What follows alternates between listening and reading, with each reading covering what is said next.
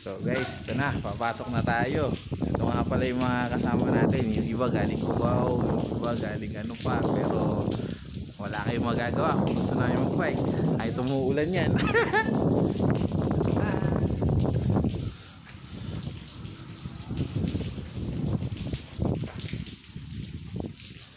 EJ, ayos ba? Okay no?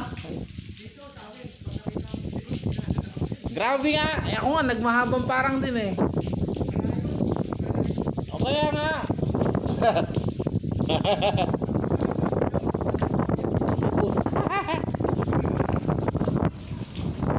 Oo, nakita niyo yan.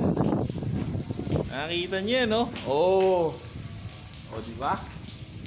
Oh, sarap ng hangin, may hangin na dun sa ano eh.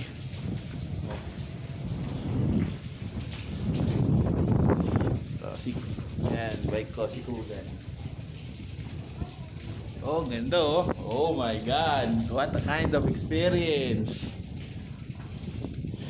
Yan. Tao naman. Oh.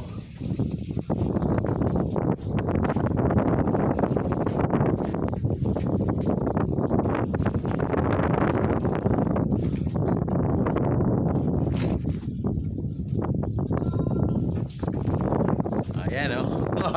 Ang lamig ang sarap eh. Ang sarap dito yo.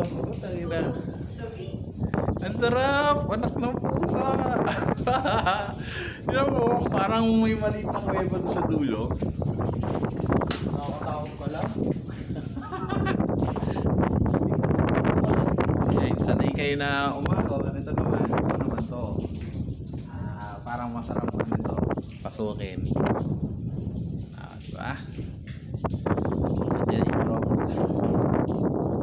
So guys, mamaya doon tayo sa labas. Pero enjoy natin yung papasok hanggang sa dulo. Yan natin sila EJ.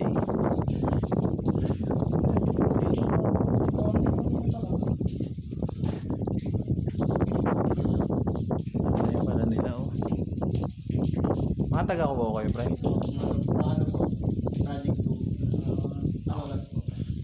San Pedro Laguna.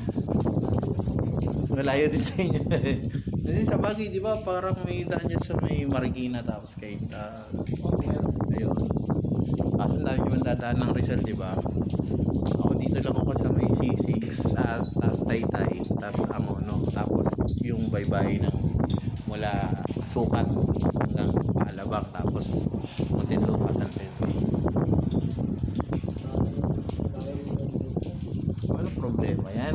Dumadami tayo pag ganyan ano. Magaganda yung pinupunta.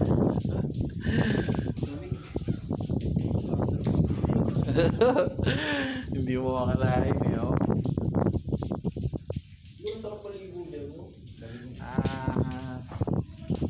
Teka Mots. Baka naman. Pwede mong puntahan dito kahit nakamotor ka. Pero bikin mo na lang kasi may bike ka naman eh. Sama mo kami dito. Kaya mo mabul dito kasi ano eh. Hindi naman masyadong maraming ahon. Konti lang. Kabilaan. Pili ka na lang. Mahabang parang o doon sa isa. Sa dinaanan nila. Tapos hindi lang kaming mga bikers yung nandito. Mayroon pang nakamotor at gusto rin pumunta. So, ibig sabihin, dinadayo din talaga to. So, ito.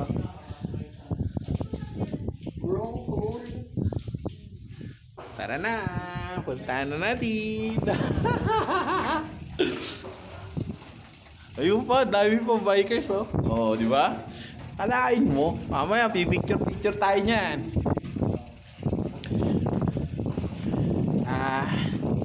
Salamat nga pala sa asawa ko, napaka-supportive, at saka sa anak kong napakakulit na papaalala sa akin na lagi mag-ingat sa rides. Salamat ako din. I-wins ko nga pala yung yung walang pasok namin ng Lunes kasi after ng rides nito. Mag-asikaso naman ako sa anak ko. So ito, kaya ganito kadilim kasi Medyo malayo na kami. Oh, yun, oh. Ayun yung entrance. Oh. Ayun. Tapos may tao doon. Ayun. Ito. Ang nga pala, pag pupunta kayo dito, pwede kayong duman sa mababarang, tas ikot paano pa letter U ang style, diba? Magsisimula ka sa pinakadulo ng U, tas pabalik, tapos eto, palusong to pag papunta ka dito, pero pag pabalik, paahon. So ayun, ito, akala ko madidisappoint ako, hindi naman, kasi maganda to lugar. Historical. Sa mga ayaw, hysterical. Yan. Pero tingnan ako sa akin, nagpi-video ko, hindi ako nag-live gawa ng mahina daw ang signal. So testing pa rin natin yan mamaya. So liwanag na, lapit na tayo. Kaso pagdating dyan, maputik. Yari na naman. Tangina, trail yata to. Putulin ko muna yung video.